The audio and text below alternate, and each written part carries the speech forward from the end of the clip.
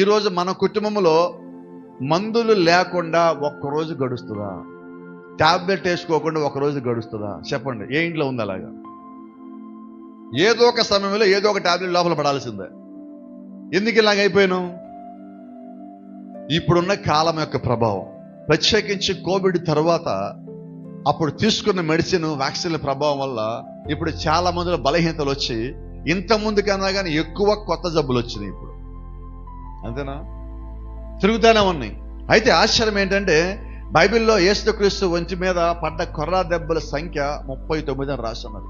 ఏంటి 39 అంటే ఈ భూమి మీద మందులు లేని వ్యాధులు 39, సైంటిస్టులు ప్రకటించిన వ్యాధులు 39 మందులు లేనివి. ఎంత ఆశ్చర్యం ఇది! ఏంటి 39 అంటే కరెక్ట్గా యేసుక్రీస్తు ఒంటి మీద పడ్డ కొర్రా దెబ్బలు. అంటే ఈ మందులు లేని వ్యాధులకి యేసుక్రీస్తే మందు అయి ఉన్నారు.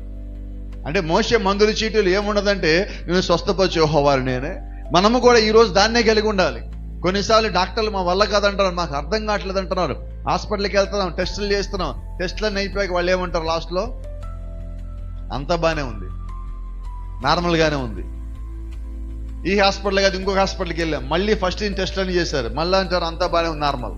కానీ అలాగే ఉన్న సమస్య ఏంటి? కారణం అంటే డాక్టర్లకి కొన్ని తెలియటల్లా, దొరకటం లేదు.